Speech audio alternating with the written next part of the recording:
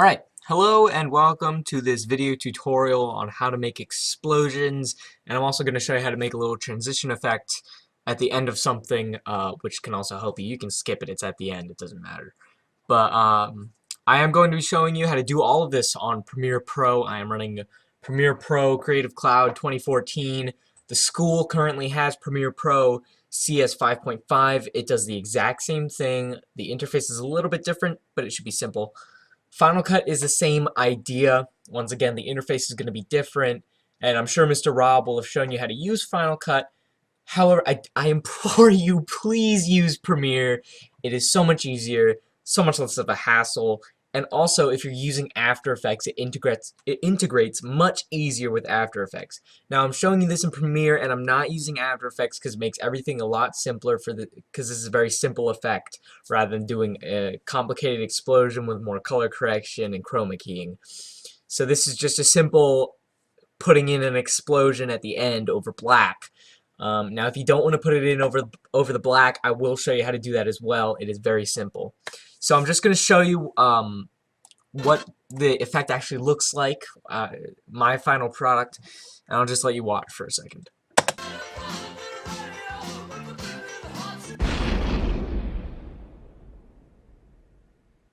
Alright, and then the effect transition comes right here.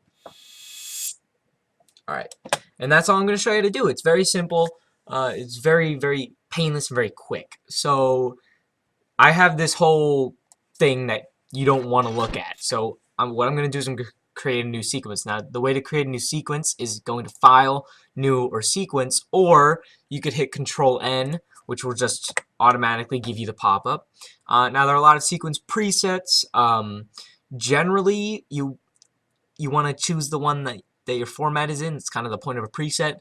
But in Premiere Pro CC, and I believe CS6 and later, which is CS6 and CC, it will, if you drag your video clip in, like from your camera, it will automatically change the sequence to what you need. But if you don't do that, you do need to look at what your camera is and what it shoots in, because Sony cameras shoot in AVC HD, digital SLRs, DSLR cameras such as the T4i and the T3i that we have in class. So right now mine is automatically set to DV NTSC standard 48 kilohertz. Now the reason for that is because the TVs in school at this current time are standard definition and they don't have high definition. So I'm automatically putting it into the school's definition, so I don't have to deal with any of that during the exporting, which we will obviously get to. So what I'm going to do first is I'm going to show you how to put it just an explosion in black. Now the explosion is very, very easy to get. What I've done to get my explosion is I've gone on the internet and I've gone to a site called Detonation Films. Detonation Films, I've been using it for a long time, ever since I got started around like 6th grade with this kind of stuff. They have a lot of cool stuff. They have blood, which is not school appropriate. We'll edit it in post. Right. They have bullet hits, clouds, debris, dirt explosions, dust, embers, actual explosions, where I got mine. You can see I have a bunch of clicked links, fireballs, flamethrowers, fog, henchmen, landscape elements, a bunch of stuff. And a lot of it's free. Some of it you do have to pay for, obviously, but they do have some free stuff, and the free stuff is pretty good for beginners, so I do suggest checking out this. Now, I've already imported all of this, but when you do download all the stock footage, I strongly suggest that you really organize it, because back on my older computer, my Mac, it was very, very disorganized, and it was incredibly hard to find things. So what I've done is I've siphoned it into 3 different folders. So my footage folder, it has the explosions in it, which I've already imported in here, and you just click and drag, or you could hit Control-I if you really want to do it the old-fashioned way. So it is this one, Molotov A. Now the thing about Detonation Films is they have this little thing in the beginning that's just still, you can edit that out like I did. Alright, so let's actually get to the part where we're putting the explosion in. So as you can see, it's asking me to change the sequence settings. We talked about that. I'm going to keep them just for now. Well, not just for now. That's how I'm going to keep them. So as you can see, here's the explosion. it's very simple. That's it. I've already put in the explosion over black. I'm done.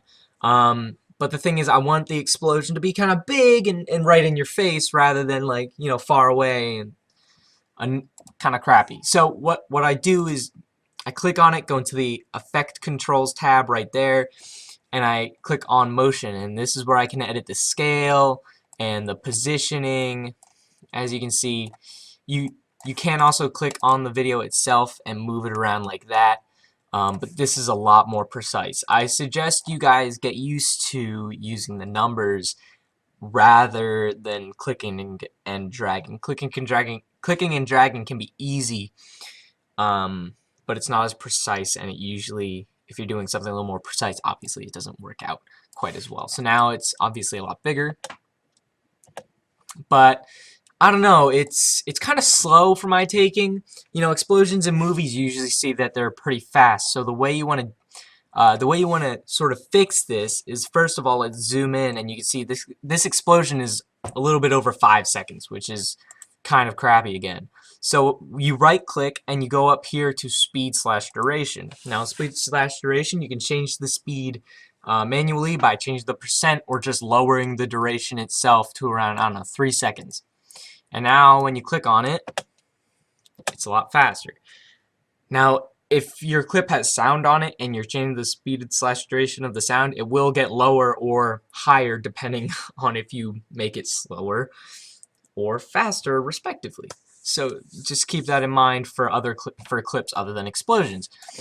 But yeah, that seems like a fine speed for me, and that's great. But what if you want to, I don't know, let's say put a clip under the explosion, put the explosion over a clip? Well, what you have to do is move the explosion on top of it, obviously, and then let's just take any random clip we have here. I'm going to mute it real quick so we don't have to listen to it.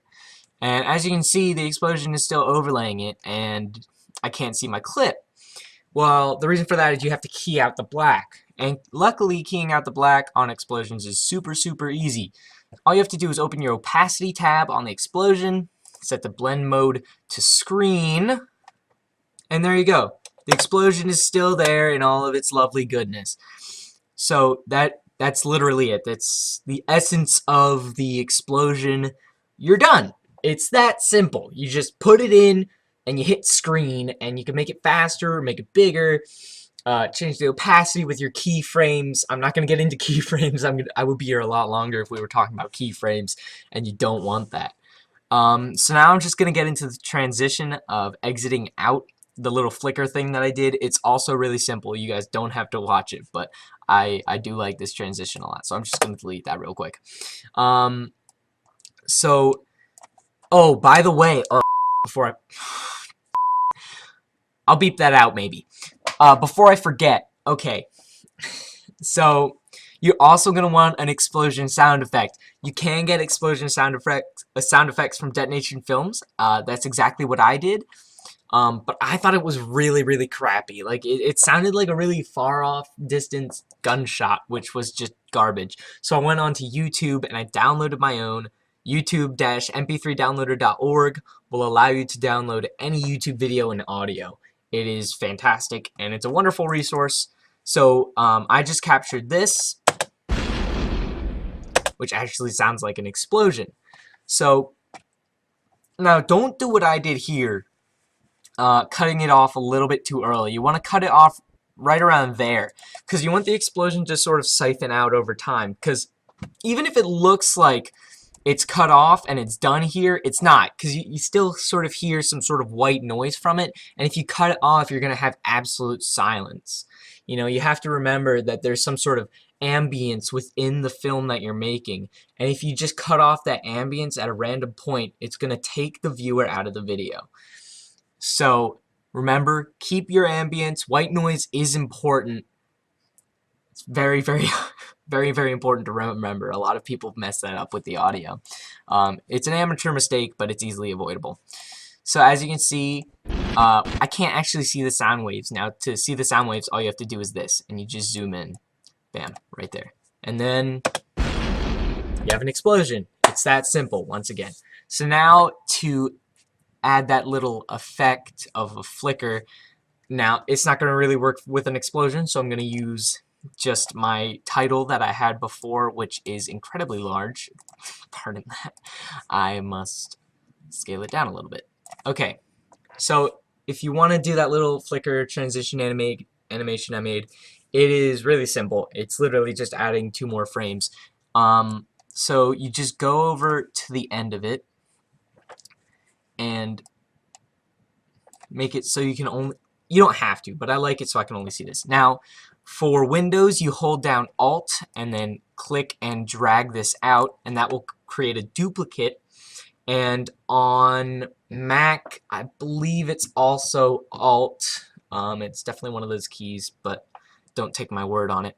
So what you want to do is you want to connect it, go all the way in until you can see both of them pretty well, and then take the one that you just made and make it really, really small. And then keep going in, and then make it the size of 1 frame. And then Alt-click, drag it out so there's only a frame in between those, and then select both of those and drag it out 1 more frame. And that's it. And then it gives you a really nice flicker effect that is pretty easy on the eye, and it goes well with a reverse cymbal.